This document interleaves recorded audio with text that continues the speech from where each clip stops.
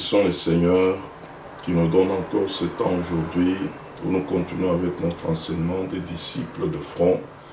Et sans plus tarder, nous voulons prier, recommander ce moment à la grâce de Dieu. Seigneur, nous te disons merci pour ce moment. Merci de bénir toutes les personnes qui écoutent cet enseignement et nous laissons tout sous la direction du Saint-Esprit au nom de Jésus-Christ. Amen. Nous sommes dans notre 24e séance et nous parlons autour de qualité d'un disciple de front.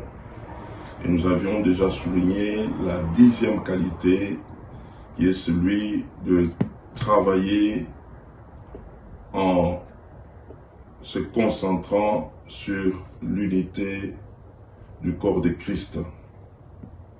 Et donc nous avions souligné que la 10e qualité est celui qui travaille en ce qui concerne l'unité du corps de Christ.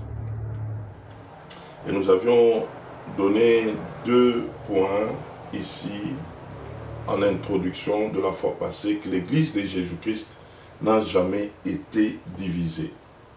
Elle est une et indivisible. Et donc nous avions dit que c'est tout un corps mystique. C'est quelque chose qui est déjà fait et donc personne ne peut la diviser.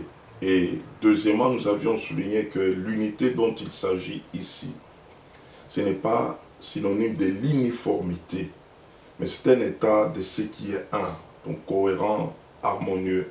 Donc nous devons vraiment nous comprendre. Et aujourd'hui, nous voulons souligner un deuxième point parce que nous avions dit en ce qui concerne comment conserver l'unité dans la diversité. Nous avions souligné déjà le premier point la fois passée, c'est sur lequel que nous, sur le point en question que nous avions travaillé, c'était se concentrer sur ce qui nous unit et non sur nos différences. Et aujourd'hui, nous allons souligner un deuxième point parce que nous avions dit il y en a 7 qui vont nous aider à comprendre l'unité dans la diversité. Deuxièmement, donc pour aujourd'hui, nous disons, nous devons nous concentrer sur ce qui contribue à la paix, sur ce qui construit et non sur le rapporteur. Donc, se concentrer sur ce qui contribue à la paix, sur ce qui construit et non sur le rapporteur.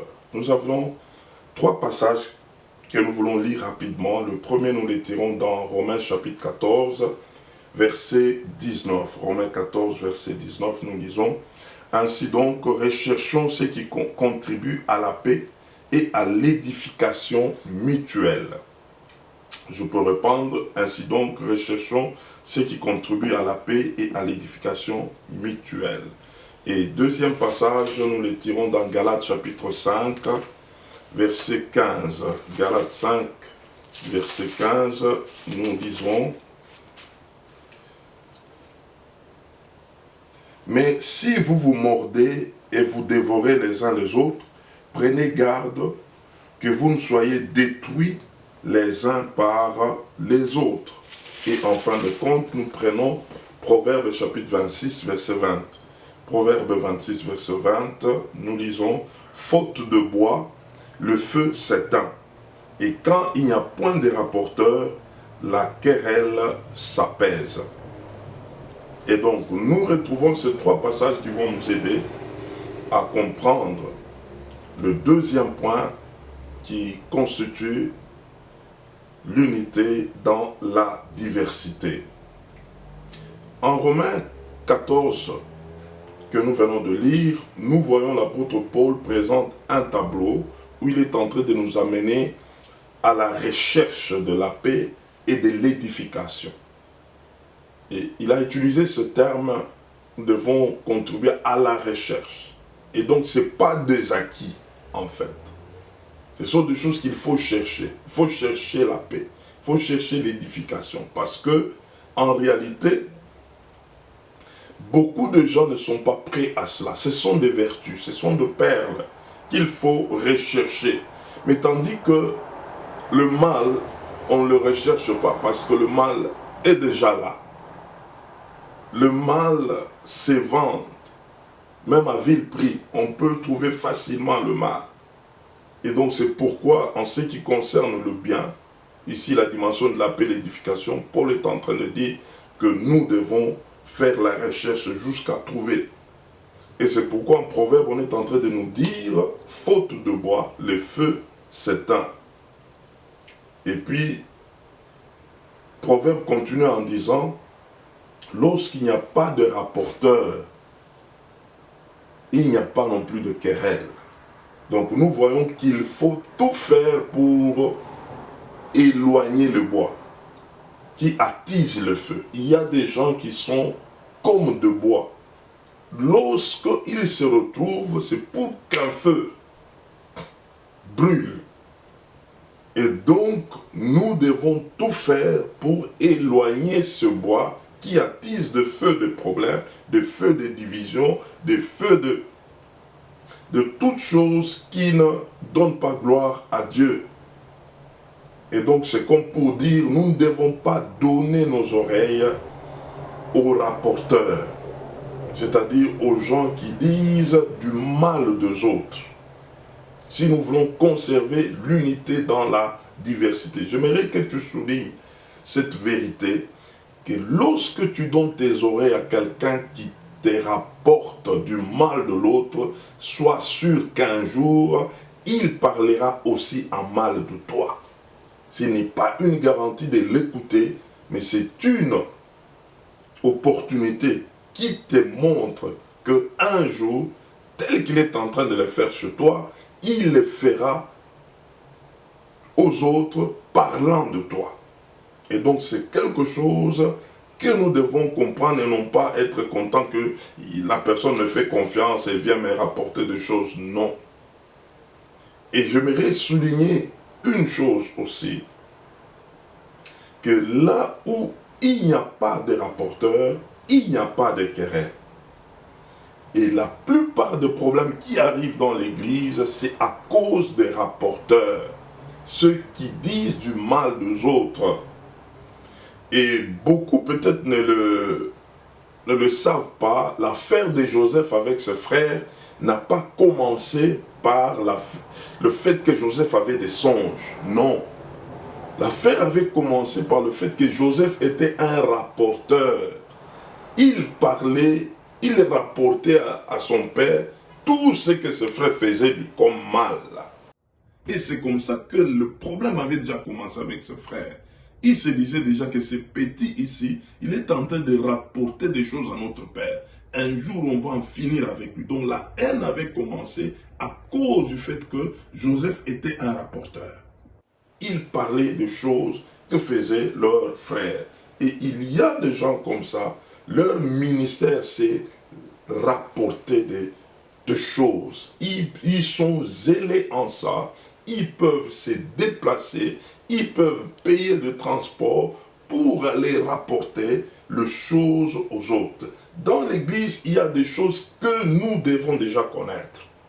C'est que le fait que nous sommes ensemble et que nous avons des arrière-plans différents, sachez qu'il y aura toujours des problèmes à régler.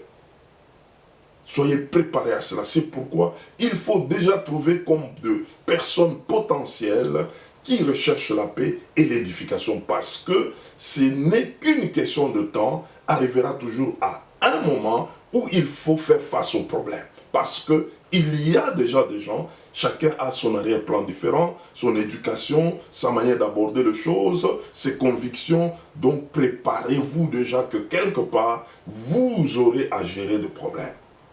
Et donc c'est pourquoi il faut aussi relever ou amener déjà à comprendre qu'on a besoin de gens qui recherchent la paix, qui recherchent l'édification, parce que arrivera un moment où on aura à faire face à toutes ces choses de différentes sur le point de vue, sur la manière de penser, la manière d'agir, il y en aura toujours.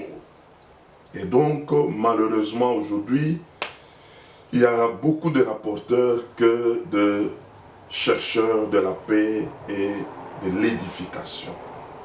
Et c'est pourquoi je vais te poser une question déjà ce matin. Es-tu cette personne qui conserve la paix ou celle qui veut la détruire? Il faut toujours se poser cette question. Là où tu es à la recherche de la paix ou de l'édification.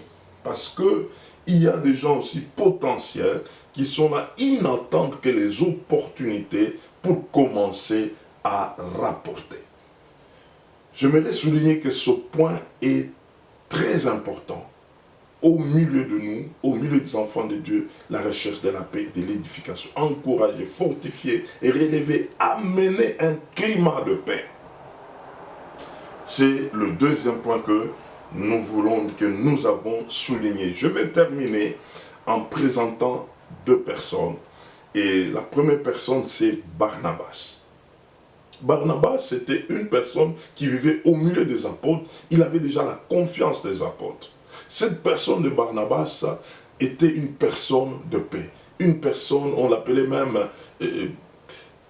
une personne de le fils de l'exhortation. C'est cela même son nom, Barnabas, le fils de l'exhortation. Il le relevait, il encourageait, il fortifiait. Et cet homme de Barnabas était un homme de paix. Selon que Paul, il avait connu beaucoup de problèmes étant païen, il a détruit l'église, il a tué et tout. Quand il s'est tourné vers Dieu, la plupart des personnes avaient une méfiance vis-à-vis de Paul. Il y avait des rapporteurs. Ils ont parlé en mal de Paul. Voilà cet homme, il faut faire attention, il a tué, il a fait ça. Mais quand Barnabas l'a approché, il n'a pas regardé le point sur lequel on est en train de le critiquer. Mais Barnabas a découvert le point fort dans cet homme de Paul. Barnabas l'a approché, il a compris que cet homme s'est réellement converti. C'est l'homme qui a pris Paul et qui l'a présenté chez les apôtres. C'est lui qui a défendu Paul, pendant que même les apôtres avaient une méfiance. Et donc cette personne, c'était une personne qui a amené un climat de paix, qui a encouragé les autres à l'accepter, non pas à les tuer, à lui jeter des pierres. Et maintenant, regardez la suite. Maintenant, Paul et Barnabas et Paul commencent à travailler ensemble. Et Paul avait beaucoup de qualités.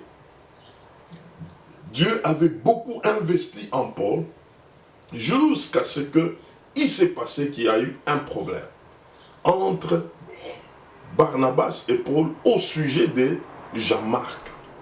Jean-Marc qui était le cousin de Barnabas. Paul, dans leur premier voyage missionnaire, il a vu comment est-ce que Jean-Marc les avait abandonnés. Au deuxième voyage, il a dit non, on n'ira pas avec lui. Mais Barnabas voulait partir, qu'ils aillent avec Jean-Marc. Paul a refusé, il y a eu de malentendus, ils se sont séparés là. Paul a pris Silas, Barnabas a pris Jean-Marc. Paul est allé avec Silas, il est allé travailler. Il a travaillé, mais arrivé quelque part, il y a eu un besoin où la personne potentielle, la personne qui devait répondre à ce besoin, c'était qui? C'était Jean-Marc. Paul appelle Barnabas pour lui dire, envoie-moi Jean-Marc, j'ai besoin de lui. Oh, l'homme de paix, l'homme d'édification, il n'a pas rétorqué à Paul, non, tu l'avais laissé, tu l'avais abandonné, tu ne voulais pas de lui, je ne veux pas. Mais Barnabas a lâché Jean-Marc pour lui dire, va encore, Paul a besoin de toi, va lui donner la main, va travailler. Ça c'est Barnabas. Quelqu'un qui était là pour la paix, pour l'édification. Et l'Église aujourd'hui a besoin de Barnabas. Et nous le trouvons à partir des Actes 11, cet homme de Barnabas. Et le deuxième dont je voulais souligner, et celui-là, il ne faut pas suivre son exemple, c'est ce monsieur qui répond au nom de Diotrephe. Dans Jean 3, à partir de 9 à 11, ce monsieur, c'était un manipulateur. C'était un monsieur, l'homme qui pouvait sortir sa tête quand il y a des conflits. C'est un homme qui avait des médisances, prêt à faire du mal. Et la Bible le présente comme quelqu'un qui n'était pas d'abord prêt à faire du bien, et il il empêchait ceux qui voulaient faire le bien. Cet homme de Diotrephe, il était même prêt à chasser les gens de l'église. C'est que quand toi tu veux la paix, tu veux exhorter les autres, il t'empêche. Il veut que le climat de querelle, les divisions puissent s'installer. C'est comme ça que lui-même n'était pas prêt à faire le bien. Et il empêchait même ceux qui voulaient faire le bien. Et ici, l'apôtre Jean est en train de parler qu'il ne faut pas le suivre. Les Diotrephes, il faut s'éloigner. Il faut leur fermer la bouche. Il faut fermer les oreilles aux Diotrephes. Mais ouvrir ses oreilles au Barnabas. Nous avons besoin de Barnabas pour conserver la paix et l'édification, donc conserver l'unité dans la diversité. Que Dieu vous bénisse. Amen. Nous voulons prier, Seigneur, merci pour ce moment que tu nous donnes. Nous avons besoin de Barnabas et non des Diotrephes.